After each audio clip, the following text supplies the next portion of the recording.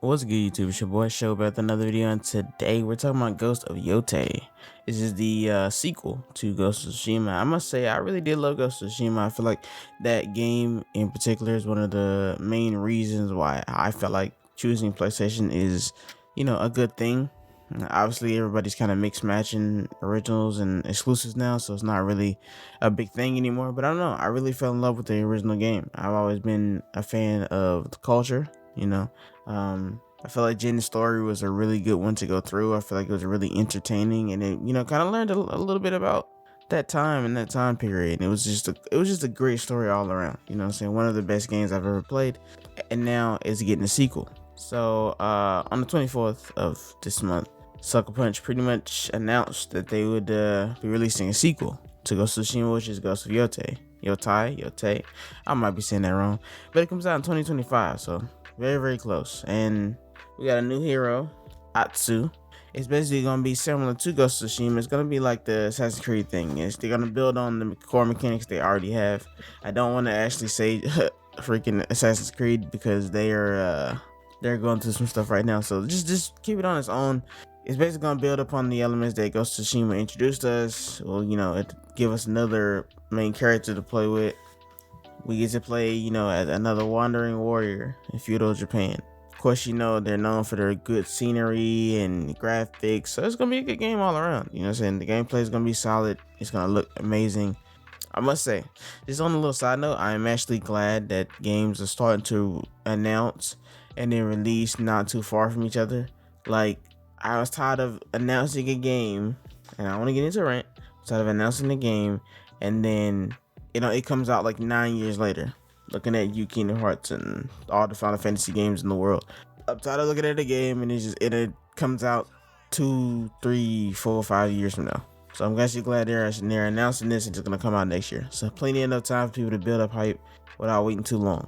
Now in this new game, they are embracing a different form of innovation. I've seen like muskets and stuff in the trailer. Although we move beyond Jin's story and Tsushima, like the place itself, this game will shift its focus to, the concept of being the ghost itself. It's kind of cool. We get like a new person donning the ghost, and being the birth of a new legend. And you got a different region of Japan, a different hero, and it's set in a different kind of time period, set in 1603, which is like 300 years of the events of the first game. Now, the thing about Ghost of Yotei, it will take place around Mount Yotei, which is a Yotei. I might be saying it so wrong, and I apologize. But it's a giant peak located in Izo, a region that is now known as Hokkaido. Now, Hokkaido, I definitely know how to say because I've seen it in a lot of anime. But the specific actual location is cool because it was apparently outside of the direct control of Japan, and it has a lot of like interesting landscapes like grasslands and tundras and everything else. It's just different, it's different than your main samurai like people that was in Tsushima. In addition to the change in narrative, this game actually is the first title created exclusively for PS5. Now, the studio is using the opportunity to push the visual and technical boundaries and give a very immersive experience for players, because the PS5 can handle a lot of stronger games, and we haven't really seen the PS5 be pushed to its limits. I'm kind of curious to see how this game will go, considering how good the first one was. Like, the new settings will bring out a lot of different landscapes and gameplay improvements and different mechanics and new weapons to master, because obviously we've seen like the weapons in the trailer.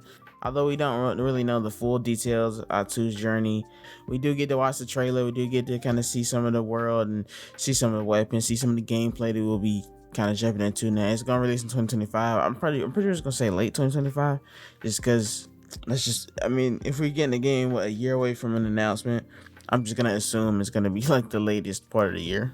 I'm not gonna lie, I'm personally really excited though. I'm really excited to get back into the Ghost of Tsushima world. I feel like the online was cool. I actually played a lot of that.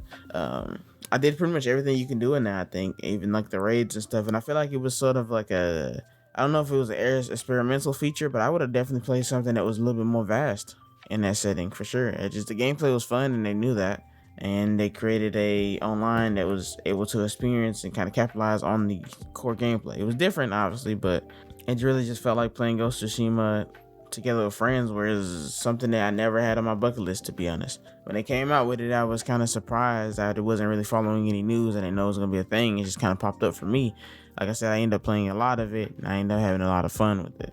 I mean, eventually it got boring because it wasn't really like supported all the way. But I mean, that's just games in general sometimes. Like if you give a game a mode, you're supposed to play that mode for as far as you can go. And I definitely did. But with that being said, guys, thanks for watching. Please like, subscribe, and I'll see you guys next video. Now, hopefully, everybody who's hating on this game because of the protagonist will get a life.